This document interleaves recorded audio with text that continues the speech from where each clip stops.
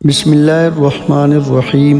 تمام ناظرین کو اسلامی سبق آموز چینل میں خوش آمدید اور محبت و برا۔ السلام علیکم ورحمۃ اللہ وبرکاتہ۔ حضرت مولانا جلال الدین رومی رحمۃ اللہ علیہ کے بارے میں آج کچھ عرض کرنے کو دل کرتا ہے۔ حضرت کی پیدائش اور نام و نسب۔ محمد جلال الدین رومی کی پیدائش 1207 عیسوی اور وفات مبارک 1273۔ مشہور فارسی شاعر تھے۔ اصل نام جلال الدین تھا لیکن مولانا رومی کے نام سے مشہور ہوئے۔ جواہر مزیہ میں سلسلہ نسب کچھ اس طرح بیان کیا گیا ہے: محمد بن محمد بن محمد بن حسین بن احمد بن قاسم بن مسیب بن عبداللہ بن عبد الرحمن بن ابی بکر الصدیق رضی اللہ تعالی عنہ۔ اس روایت سے حسین بلخی مولانا کے پردادا ہوتے ہیں اور سپہ سالار نے انہیں دادا لکھا ہے، اور یہی روایت صحیح ہے کیونکہ وہ سلجوقی سلطان کے کہنے پر اناطولیہ چلے گئے تھے جو اس زمانے میں روم کہلاتا تھا۔ ان کے والد بہاؤالدین بڑے صاحب فضل و علم بزرگ تھے۔ ان کا وطن بلخ تھا اور یہی مولانا رومی رحمۃ اللہ علیہ 1207 عیسوی میں پیدا ہوئے اور 1273 ہجری میں وفات پائے۔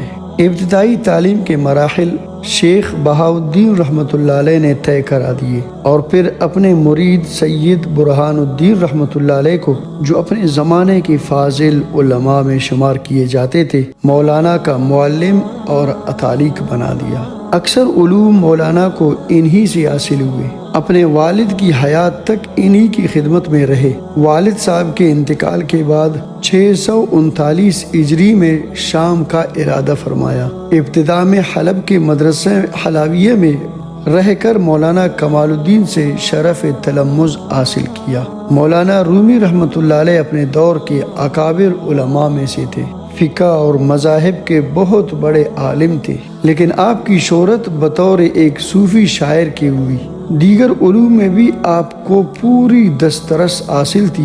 دوران طالب علمی ہی سے پیچیدہ مسائل میں علماء وقت مولانا کی طرف رجوع کرتے تھے۔ حضرت شمس تبریز رحمۃ اللہ علیہ مولانا رومی کے پیر و مرشد تھے۔ مولانا کی شہرت سن کر سلجوقی سلطان نے انہیں اپنے پاس بلوایا۔ مولانا نے درخواست قبول کی اور کونیا چلے گئے۔ مولانا رومی کے 2 فرزند تھے: علاء الدین محمد سلطان ولد۔ علاء الدین محمد کا نام صرف اس کارنامے سے زندہ ہے کہ انہوں نے شمس تبریز رحمۃ اللہ علیہ کو شہید کیا تھا۔ سلطان ولد جو فرزند اکبر تھے خلف الرشید تھے۔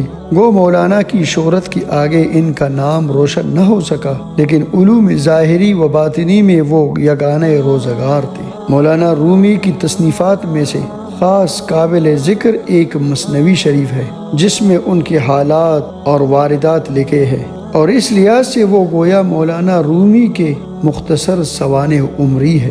سلسلہ باطنی۔ مولانا کا سلسلہ اب تک قائم ہے۔ ابن بطوطہ نے اپنے سفر نامے میں لکھا ہے کہ ان کے فرقے کے لوگ جلالیہ کہلاتے ہیں۔ چونکہ مولانا کا لقب جلال الدین تھا، اس لیے ان کے انتساب کی وجہ سے یہ نام مشہور ہوا ہوگا، لیکن آج کل ایشیا کوچک، شام، مصر اور قسطنطنیہ میں اس فرقے کے لوگ مولویہ کہتے ہیں۔ یہ لوگ نمدہ کی ٹوپی پہنتے ہیں جن میں جوڑ یا درز نہیں ہوتی۔ مشائخ اس ٹوپی پر امامہ باندھتے ہیں۔ خرقہ یا کرتا کی بجائے ایک چنچدار پاجامہ ہوتا ہے۔ ذکر و شغل کا یہ طریقہ ہے کہ حلقہ باندھ کر بیٹھتے ہیں۔ ایک شخص کھڑا ہو کر ایک ہاتھ سینے پر اور ایک ہاتھ پھیلائے ہوئے رقص شروع کرتا ہے۔ رقص میں آگے پیچھے بڑھنا یا اٹھنا نہیں ہوتا، بلکہ ایک جگہ جم کر متصل چکر لگاتے ہیں۔ سماع کے وقت دف اور نئے بھی بجاتے ہیں۔ وفات مبارک۔ بقیہ زندگی وہی گزار کر 1273 بمطابق 672 ہجری میں انتقال کر گئے۔ کونیا میں ان کا مزار آج بھی عقیدت مندوں کا مرکز ہے۔ ان کی سب سے مشہور تصنیف مثنوی مولانا روم ہے۔ اس کے علاوہ ان کی ایک مشہور کتاب فیہ ما فیہ بھی ہے۔